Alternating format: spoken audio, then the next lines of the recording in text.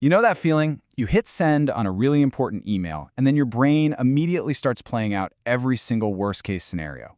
Or maybe you're up at night replaying that one super awkward thing you said at a party, like 3 years ago.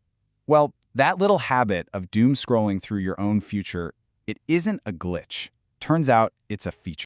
Yeah, what feels like just anxiety or pointless overthinking is actually one of your most powerful mental tools running completely wild, totally on autopilot.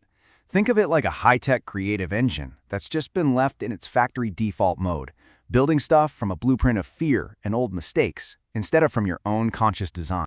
So in this explainer, we are going to grab the steering wheel and take back this power. We're going to dive into the faculty of imagination, all based on the work of the philosopher Charles Fillmore. And stick with me, because by the end, I'm going to walk you through a super simple 90-second technique you can use to start drawing a brand new blueprint for your mind. Okay, first things first, let's get on the same page about what we mean by imagination. When Fillmore talks about it, he's not talking about fantasy or just idle daydreaming. For him, imagination is the mind's power to be an architect. It's the faculty that takes a fuzzy, formless idea, like success or health, and draws the specific, detailed blueprint that your reality then starts to build from.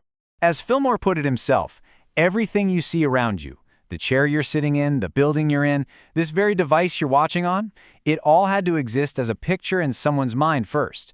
Imagination is literally the bridge between the invisible world of ideas and the visible world of things. It's the engine that makes things real. Now this is where it gets really cool. Fillmore actually located this power physically, right between the eyes. He saw this spot as a kind of inner imaging chamber, like a mental workshop or a projection room, where we turn our thoughts into these tangible, workable forms. So if we all have this incredible power, why does it so often end up building things we don't actually want? Well, it's because it has two modes. The default mode is just reactive. It pulls its images from whatever's around you, all the collective anxiety and negativity we soak up, and from your own past failures. But the intentional mode, that's creative. It takes its directions from you, building blueprints for a future you consciously choose and design. And this shows you exactly what happens when that architect is left on autopilot. It starts building worry loops, meticulously designing every single way a project could possibly fail. It builds these comparison traps, where it projects these perfect, flawless images of other people's lives. And it builds procrastination by creating a mental picture of a task that is just so huge and overwhelming that we feel paralyzed before we even start. And this brings us to a really critical point. There is a massive difference between fantasy and imagination. See, fantasy is just wishing. It's that fuzzy, passive daydream about winning the lottery.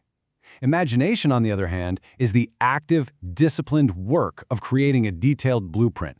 It's not just vaguely seeing the finished house, it's mentally drawing the floor plan, picking out the materials, and actually feeling what it's like to live there.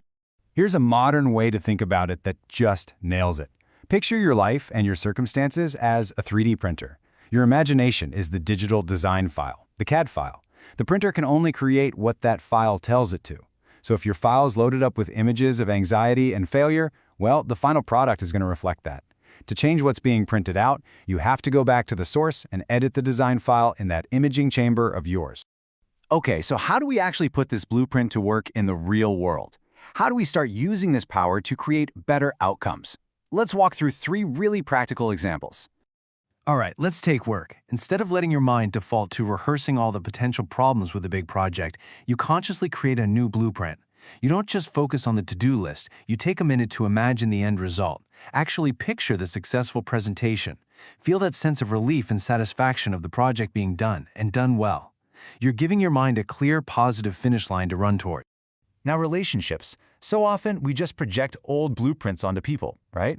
We replay past arguments in our head, and we just expect them to act the same way again. The intentional way is to stop projecting those old images of frustration and instead consciously image beauty and goodness. You picture the absolute best version of that person. You imagine a calm, respectful conversation. And according to this way of thinking, doing that actually changes the whole energy of the interaction. And for habits? Oh, this is absolutely crucial. To break a habit like procrastination, you have to stop seeing yourself as a procrastinator. Because as long as that's the image you're holding in your imaging chamber, your actions are going to line up with it. The real work is to create a new identity blueprint. Imagine yourself as the organized, focused person who actually gets things done with ease. You have to build the image first. All right, theory is one thing, but let's actually make this real. We're going to do a quick 90-second exercise to load a new blueprint into your mind. So if you can, just find a quiet moment and follow along with me. First step, just pick one goal. It can be small, it can be big, doesn't matter. Maybe it's finishing a report for work or having that tough conversation or even just getting your workout in today. Just get one specific thing in your mind.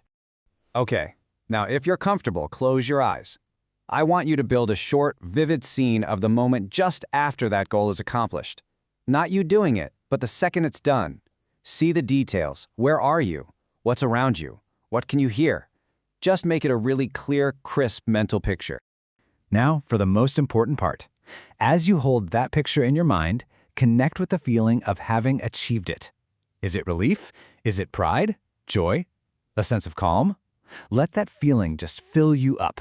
Don't just think about the feeling, try to actually feel it in your body, right now.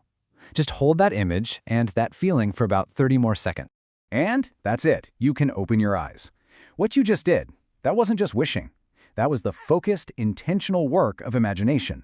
You just created a new, emotionally charged blueprint and handed it over to your subconscious mind, which is now going to start looking for ways to make that blueprint a reality. So the big takeaway here is this. Your imagination is always on. It's always building something. The only question is, are you being the architect or are you letting it default to the world's blueprint of fear and anxiety? Just remember that real imagination isn't passive wishing. It's the active work of design. And you can use that 90-second blueprint anytime to start loading a different future. So now you know how to draw the blueprint. What's next?